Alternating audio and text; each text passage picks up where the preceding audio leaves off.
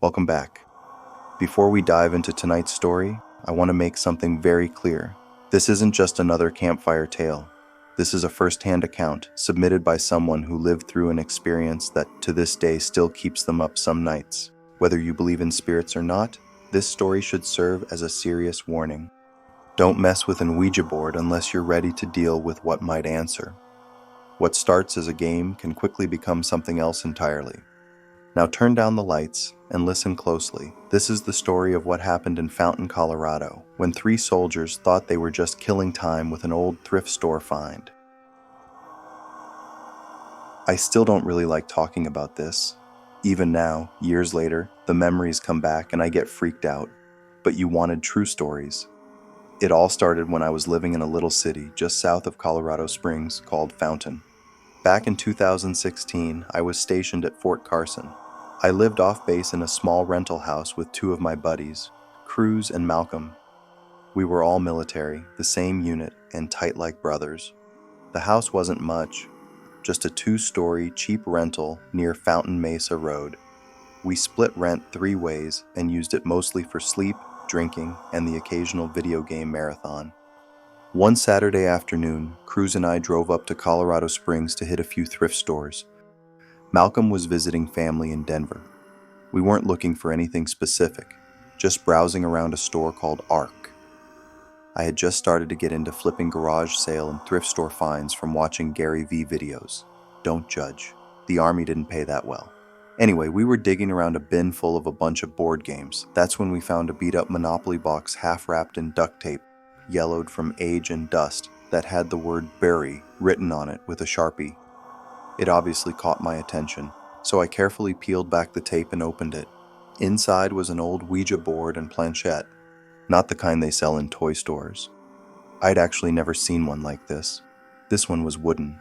The letters were burned into the surface, not painted. The planchette was heavier than it should have been, carved from what looked like bone. I'm not even exaggerating. I was actually pretty stoked to find it because I figured it could be worth some money on eBay.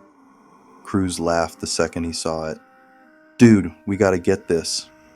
I was thrilled because it was $5 and I figured we'd mess with it once, get bored, and list it for sale. I had no intention of actually keeping it.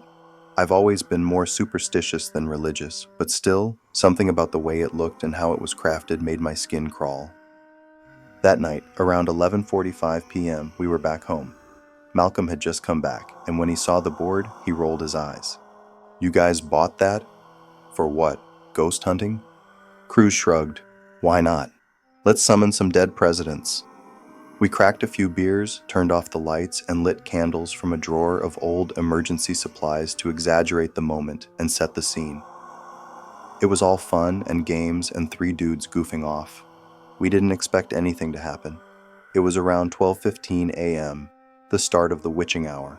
I remember that clearly because my phone buzzed with a midnight alert from a fantasy football app, and I almost ignored what was happening on the board. The planchette jerked just slightly, then it moved again. At first, we all accused each other of pushing it. "Swear to God it's not me," Malcolm muttered, his voice shaking just a bit. Cruz, always the instigator, asked, "Is someone here with us?" The planchette moved slowly. Y-E-S. I felt my heart skip. Cruz just grinned. "Cool. What's your name?" The planchette, or what assumed was just Cruz, then spelled out A-N-N-A. Anna. We asked her a few questions: where she was from, how she died, and if she meant us harm. Her answers were brief but consistent. She said she had lived in the area in the early 1900s and died young.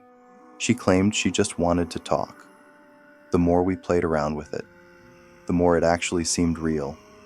The responses were pretty intelligent, and we were, well, just some young army guys. At first, it felt innocent, even comforting. Malcolm started to relax. I think part of him was starting to believe, even if he wouldn't admit it. But then Anna started asking us questions. "Do you want to see me?" the board spelled out. We hesitated. I didn't want to say yes, but Cruz beat me to it. Y-E-S. That's when the candles flickered. One blew out completely, no draft, no open window, just snuffed itself. Then we heard something from upstairs, a slow, dragging sound, like something heavy being pulled across the hardwood. We froze. All of us. Malcolm laughed nervously. Probably the cat. Bro, we don't have a cat, Cruz jokingly said. That's a freaking real ghost. Let's go look. We ran upstairs, checked every room. Nothing. But the smell hit us in the hallway outside my room. Burnt matches and old rot, like sulfur and mildew. The boards under our feet felt colder than the rest of the house. Cruz tried to shake it off, but I could see it in his face. I could watch his mood go from a joking tough guy to genuinely freaked out now. Malcolm and I just looked at each other but didn't say anything. I went back downstairs, grabbed the Ouija board and threw it in the backyard. Malcolm, trying to lighten the mood, said, "Well, there goes your get-rich-quick idea," but without missing a beat said, "No, but for real, get that thing the hell out of here." That night, none of us slept well. Doors creaked open on their own. Malcolm swore someone whispered his name while he was brushing his teeth. We should have stopped there and just burned the board, but I guess Cruz wasn't convinced. He went out to the yard at some point that night without telling anyone and brought it back in. 2 nights later, he set the board up again. This time it was just him and Malcolm. I was working a part-time overnight security job at a warehouse off Powers Boulevard. I didn't hear what happened until the next morning. When I got home around 5:30 a.m., Cruz was already awake, sitting on the floor in the kitchen. It looked like he had been crying. I'd never seen that man cry. He was the hard ass of our group, never scared, never soft.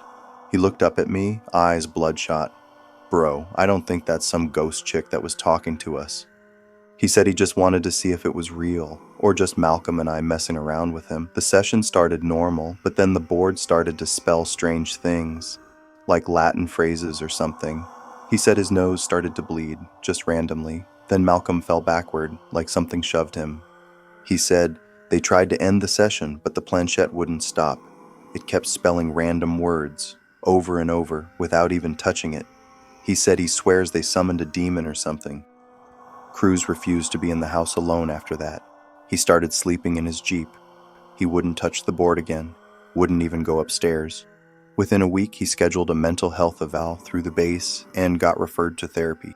He told his counselor he felt like something followed him. Even in his dreams, he said there was a woman watching him from a doorway, but her face was wrong.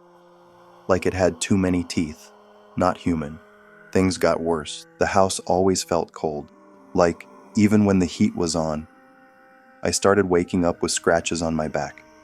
Not cuts, 3 lines, evenly spaced. Malcolm started sleeping with the lights on every night.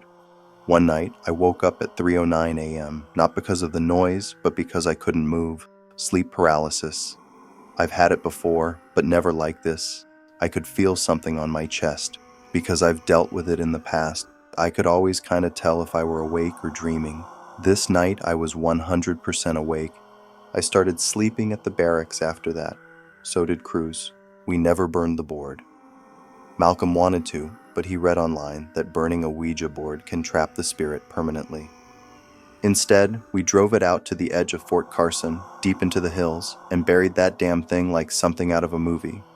Dug a hole, poured holy water from a Catholic supply store on it. If you're crazy and want to go looking for it, I'm sure it's still there somewhere.